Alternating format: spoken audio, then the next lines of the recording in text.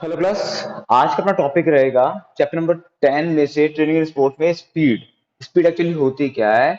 It is the ability to move one place to another place in minimum time. कम से कम time में speed के साथ में हम जो मूवमेंट करते हैं उसको हम स्पीड कहते हैं।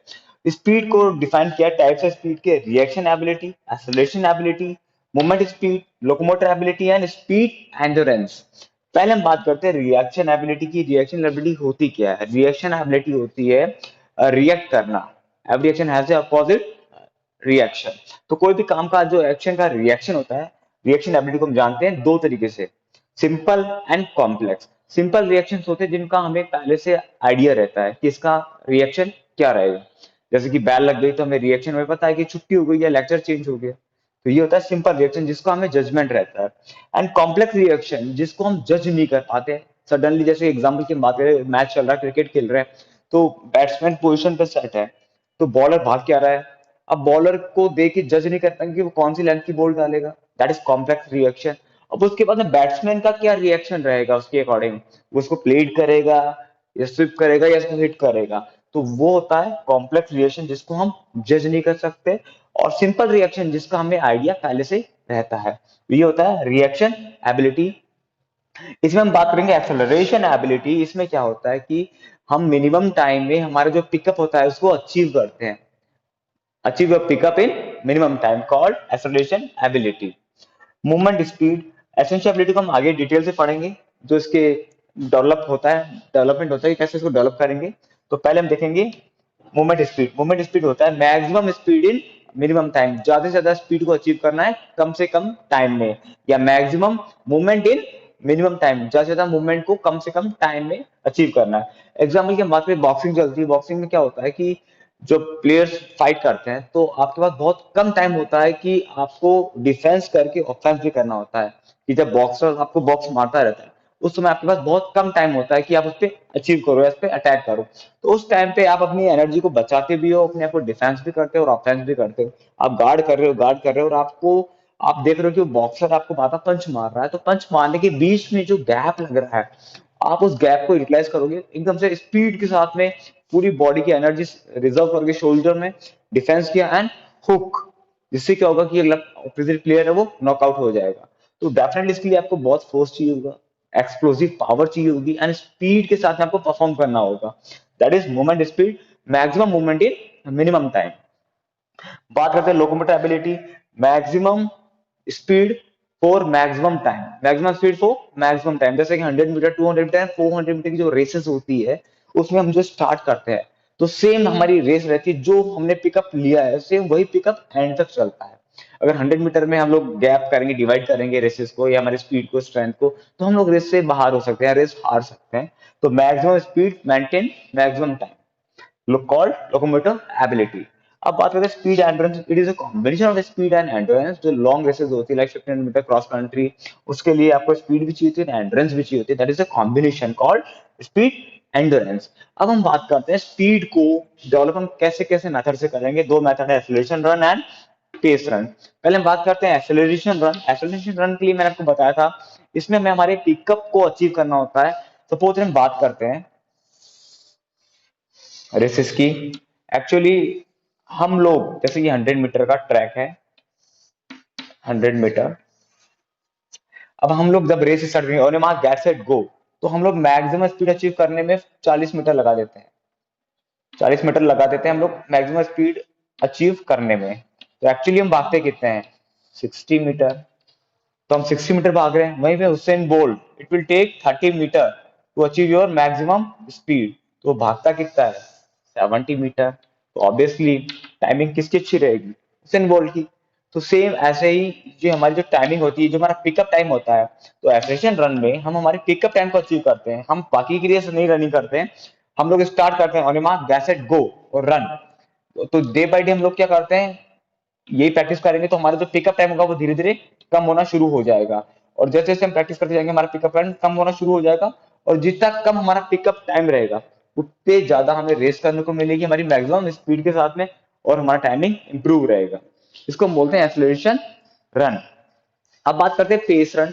पेस रन में क्या होता है कि हम हमारी, जैसे लाइक बात करें ट्रैक की, ये 400 मीटर का ट्रैक है।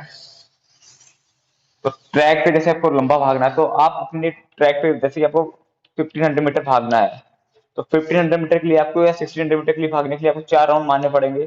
तो 4 राउंड में आपका टाइमिंग हर राउंड में क्या होगा, बढ़ेगा घटेगा, हर राउंड में आपकी टाइमिंग बढ़ते जाएगी। तो आपको इसको कैलकुलेट करना है कि आपकी जो रेस का टाइमिंग कितना है। आपको जैसे 6 मिनट मिले हैं तो 6 मिनट में आपको रेस कंप्लीट करनी है।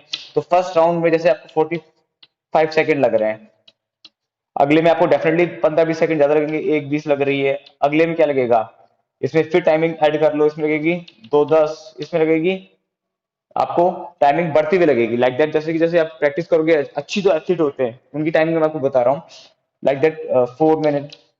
तो डे बाय डे आपकी टाइमिंग बढ़ती जाएगी। तो आपको लास्ट में इनको कैलकुलेट करना है, और 6 मिनट तक अगर आपकी कैलकुलेशन आ रही है, इट मीन्स आपकी जो रेस है वो सही है। अदरवाइज आपको करना क्या है, इसको इम्प्रूव करना है। पेस रन में आप हमेशा रनिंग करते हो 80% स्पीड के साथ में, कभी भी आप फास्ट नहीं भागते। अगर आप स्टार्टिंग में फास्ट भागेंगे तो आप बाकी की रेस कंप्लीट नहीं कर पाएंगे और पिछड़ जाएंगे। तो पेस रन में आपको कैलकुलेशन करनी होती है, अपनी एबिलिटी अपनी कैपेबिलिटी को डिवाइड करना होता है अपने राउंड्स के according. That's called pace run. ये पे अपना अगला टॉपिक रहेगा फ्लेक्सिबिलिटी का। फ्लेक्सिबिलिटी होती है क्या, range of motion in joints. Range of motion जो जॉइंट्स की होती है उसको बोलते हैं फ्लेक्सिबिलिटी। अब इसके टाइप्स होते हैं पैसिव, एक्टिव, और एक्टिव को डिवाइड किया स्टैटिक है डायनामिक में। अब बात करते हैं फ्लेक्सिबिलिटी में पैसिव। पैसिव फ्लेक्सिबिलिटी क्या होती है, जो फ्लेक्सिबिलिटी हम थर्ड पर्सन की हेल्प से, एक्सटर्नल हेल्प से हम लोग लेते हैं उसको बोलते हैं पैसिव। लाइक जैसे मैं खड़ा हो गया, मेरे दो फ्रेंड मेरे हाथों को स्ट्रेच कर रहे हैं, पीछे की तरफ स्ट्रेच कर रहे हैं, तो दैट इज पैसिव, क्योंकि मैंने इसको थर्ड पर्सन की हेल्प से अचीव किया है। अब एक्टिव की बात होती है जो हम खुद इन्वॉल्व रहते हैं और खुद करते हैं, like static and dynamic. Static में होता है स्थिर, स्थिर होकर जैसे कि स्ट्रेच करना, जैसे मैं खड़े कर अपने हाथों को स्ट्रेच कर रहा हूँ ऊपर की तरफ, साइड में कर रहा हूँ स्ट्रेच, पीछे से स्ट्रेच कर रहा हूँ, दैट इज स्टैटिक स्ट्रेचिंग। अब डायनामिक होता है विथ मोशन। स्टैटिक होता है विदाउट मोशन है, स्टैटिक होता है विथ मोशन। जैसे मैं जंपिंग के साथ में स्ट्रेच कर रहा हूँ, that is dynamic stretching method. Okay, अब इसमें हम बात करते हैं method to improve flexibility. Flexibility को कैसे कैसे इंप्रूव किया जाता है। हम बात करेंगे बैलिस्टिक मेथड की। बैलिस्टिक मेथड होता क्या है, बैलिस्टिक मेथड में स्विंग एंड रिदम के साथ में परफॉर्म किया जाता है। जैसे कि आपका होता है एरोबिक डांस, जिसमें रिदम चलती रहती है और हम लोग बॉडी को स्विंग करते रहते हैं रिदम के साथ में। अगला होता है स्टैटिक स्ट्रेचिंग मेथड। स्टैटिक यानी स्थिर होके बॉडी को स्ट्रेच करना, ये होता है स्ट्रेचिंग, स्टैटिक स्ट्रेचिंग मेथड।